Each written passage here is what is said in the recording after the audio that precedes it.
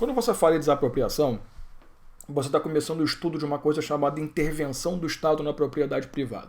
A desapropriação é a única, aliás, forma interventiva que nós chamamos de forma de intervenção supressiva de propriedade. Você sabe que para atender o interesse público, o Estado tem que ter algumas prerrogativas que não são prerrogativas naturais, né? Numa relação comum não existiriam. Dentre elas, a possibilidade do Estado suprimir a sua propriedade em nome do interesse público. Exatamente isso. Você tem uma propriedade, bonitinho, morando, tá feliz, de repente o Estado vem e fala, obrigado, sai. Vaza porque eu preciso da sua propriedade, essa localidade em que você está vai ser importante para exercer, para realizar uma obra, para, sei lá, qualquer coisa.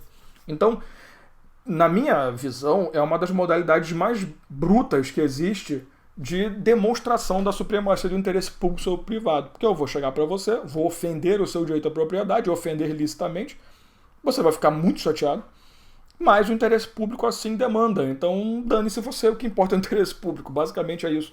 Por que a gente fala, e vamos para a tela ali para poder te mostrar isso, por que a gente fala que é uma forma de intervenção supressiva? Porque, na realidade, a propriedade que estava na mão do particular, ela sai completamente do particular e passa a compor o patrimônio do poder público. Então, eu basicamente estou dizendo para você particular, não é mais seu. Agora, essa propriedade é do Estado. Você, cara, beleza, obrigado por ter cuidado dela, sabe? Basicamente é isso. Então, por que ela é supressiva? Porque há a retirada da propriedade efetivamente da mão do particular. Qual o detalhe?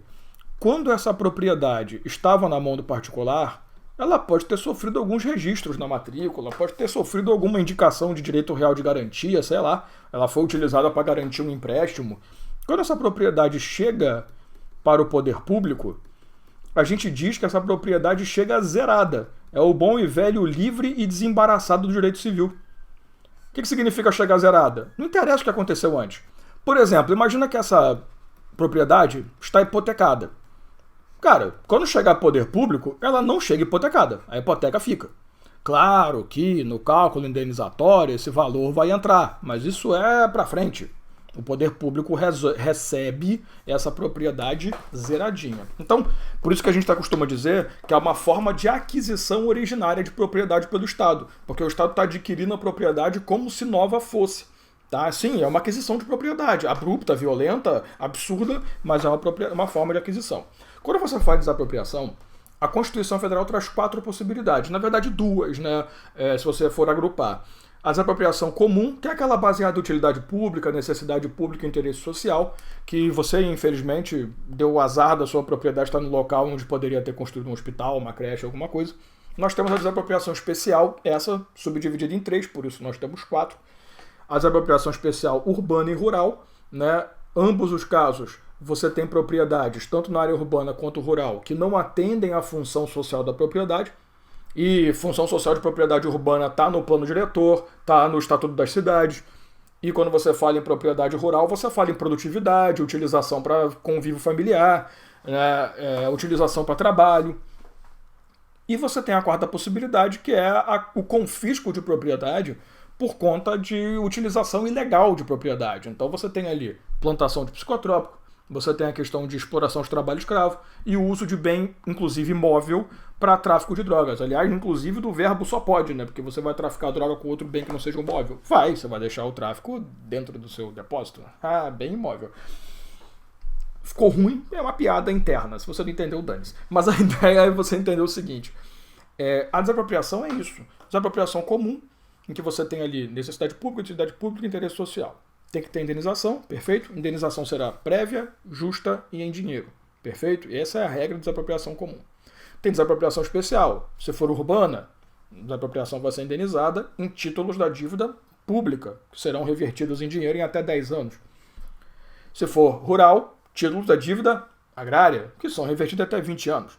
E se for a desapropriação chamada pela doutrina de expropriação, que eu acho uma palavra meio escrota, mas tudo bem, minha opinião não interessa para a prova, a expropriação ou a desapropriação sanção, desapropriação confisco é aquela que retira a propriedade porque você cometeu ilegalidade. Logo, não tem indenização. Também não chuta o balde, não.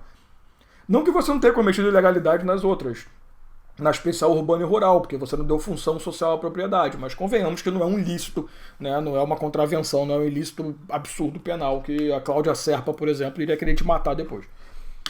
Até aí de boa? Então, a montagem clássica para uma prova é você conhecer os tipos de desapropriação, a base da desapropriação e se é indenizado ou não, e como que essa indenização se dá. Perfeito? Aí quando você fala, e vamos para a tela, em desapropriação indireta, é que a coisa fica mais legal. Porque para que a desapropriação ocorra de forma correta, o que é necessário? É necessário que duas etapas sejam respeitadas. Uma etapa de declaração, ou seja, o Estado tem que realizar um ato administrativo que declare o interesse de desapropriar a sua propriedade, e uma etapa de execução, que é quando a desapropriação ocorre. Aqui, né, vai acontecer a indenização, caso tenha. Até porque se for o caso da confisco, nem declaração vai ter, a gente vai lá e desapropria. O que seria, agora eu posso completar, a desapropriação indireta? Você entende que isso aqui é um procedimento, é um processo, né? É uma sequência pré-determinada de atos que configuram um procedimento específico. Então você tem que ter declaração e você tem que ter execução. Depois disso aqui, a propriedade vem para o Estado. O que configura, o que caracteriza a desapropriação indireta? O fato do Estado ter retirado a sua propriedade sem realizar procedimento comum. As bancas costumam usar muito como exemplo, ou melhor, né, muito como questão. Elas inventam uma história, o cara foi viajar, ficou 30 anos fora, quando voltou a propriedade dele não existia mais, chegou lá e não tinha mais propriedade, olha que legal. Então, o que é desapropriação indireta? É uma desapropriação, você não tem como reverter, desapropriou, perdeu. Só que na indireta não há o procedimento legal estabelecido, não há declaração, não há uma indenização, uma execução da desapropriação, você simplesmente perdeu. Então, qual é a jogada da desapropriação indireta? Não é um reconhecimento que é um ato ilegal do Estado. Não, desapropriação indireta vai acontecer.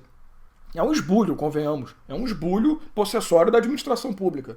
Vai acontecer. Mas eu preciso saber a regra. Porque a desapropriação indireta, ela demanda uma ação indenizatória. Então você vai entrar com uma ação de indenização por desapropriação indireta. O que você faz na desapropriação indireta? Entra com a ação pedindo que aquela indenização que deveria ter sido paga legalmente não foi. Então, vamos lá, eu quero atualizado, correção monetária, juros, tudo que for necessário. Então, entenda que desapropriação indireta não é um direito que você passa a ter de desfazer a desapropriação, não. Por mais ilícito que tenha sido, né? O cara não seguiu o procedimento legal. Não dá para desfazer. O que você vai garantir na desapropriação indireta é a sua indenização. Vale a pena observar o seguinte, ó. Existe a súmula 119 do STJ, que é uma súmula bem antiga, que ela fala o seguinte: a desapropriação indireta prescreve em 20 anos. Eu peço para você não anotar isso aqui. Por quê? Porque essa súmula foi editada sob a égide da Constituição, do Código Civil de 1916, que tratava... a gente entende que a desapropriação indireta é uma forma de uso capião ordinário.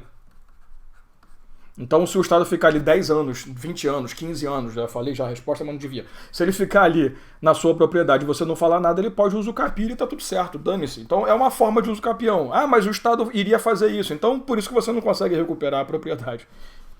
Só que essa súmula, obviamente, ela não combina mais com o Código de 2002, que o Código de 2002, ele veio determinando que uso capião ordinário prescreve em 10 anos. Então como é que você trabalha essa súmula? Você trabalha a inteligência dela somada ao novo texto. Então, qual é o prazo prescricional para que você possa propor a ação indenizatória pedindo ali reconhecimento da desapropriação indireta? 10 anos. Inclusive, a gente teve recentemente, aí, meados para o final de fevereiro, uma decisão no STJ do ministro Herman Benjamin, salvo engano da minha parte, em que a gente, aliás, foi a primeira turma do STJ, mas seguindo o relatório do ministro, em que houve a confirmação, porque existia uma dúvida, mas é uso capião ordinário, porque posse, mansa e pacífica, é extraordinário, posse violenta, absurda. Como tinha essa discussão, alguns defendiam 15 anos, tal, então isso está resolvido. Então a súmula 119 continua existindo na sua inteligência, não na sua literalidade, tá? E você tem que aplicar 10 anos como prazo, e isso eu sempre ensinei em aula, porque era o padrão, e agora está definido pelo STJ de vez, tá? Beleza?